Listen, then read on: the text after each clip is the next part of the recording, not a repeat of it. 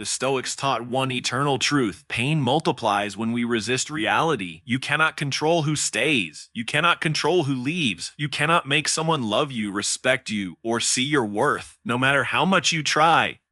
And that's where freedom begins. Most people waste years trying to fix what was never theirs to control. They replay moments, reread messages, search for closure. But the truth is, closure is self-created.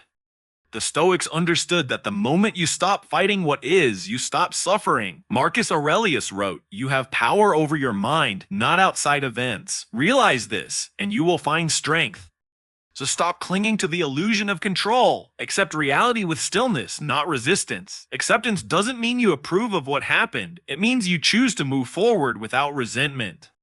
The world won't always match your expectations, but your reaction can always match your discipline. When someone walks away, don't chase. Observe, breathe, detach. You didn't lose them. You lost the illusion that they were meant to stay. And that realization, though painful, is the beginning of your rebirth.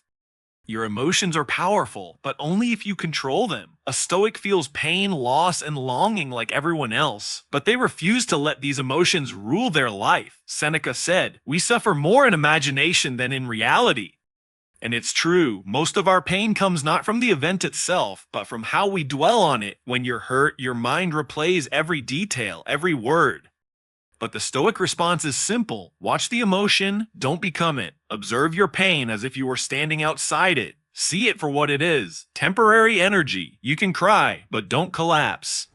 You can feel, but don't fall apart. Master your response, because that's where true control lives. The Stoic doesn't suppress emotions, they discipline them. When your heart trembles, your mind must stand firm.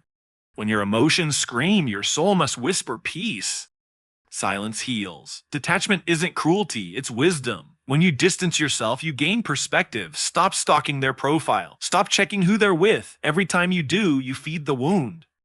You give pain permission to live, rent-free in your mind. The Stoics believed you become what you constantly think about. So think about growth, not grief. Think about healing, not hurting. Because distance gives you what emotion hides clarity. You cannot see the reflection clearly if the water is disturbed. The same applies to your mind. Let silence settle. Let time reveal what truth hides. Your absence is not revenge. It's your recovery. It's your recovery. Detach not to punish them, but to protect yourself. Remember, space doesn't mean you stopped caring. It means you started respecting yourself. When someone leaves, don't fall apart, fall inward, because every loss redirects you towards something greater, yourself. Seneca said, "A wise man is content with himself," and that's the key. You cannot depend on anyone for your sense of worth. Channel your pain into purpose. Hit the gym, build your craft, strengthen your mind, turn your heartbreak into momentum, because purpose heals what attachment destroys. The Stoics understood that when your life revolves around virtue, not validation, you become unshakable. Love people deeply, but never lose yourself in the process. Rebuilding yourself means redefining your standards. Stop chasing comfort, chase clarity. Stop waiting for them to see your value. Become so focused that they no longer matter. When you rise again, you'll realize it was never about losing them. It was about finding yourself. Forgiveness is not about them, it's about you. Holding on to anger keeps you chained to the past, and the Stoic refuses to be ruled by resentment. Epictetus said, "If someone does wrong, they do it out of ignorance."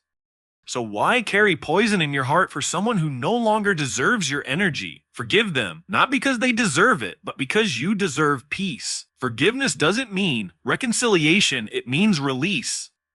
It's choosing to stop suffering twice, once from what happened, and once from your thoughts about it. You can't rewrite the past, but you can reclaim your future, and you do that by freeing your heart from bitterness.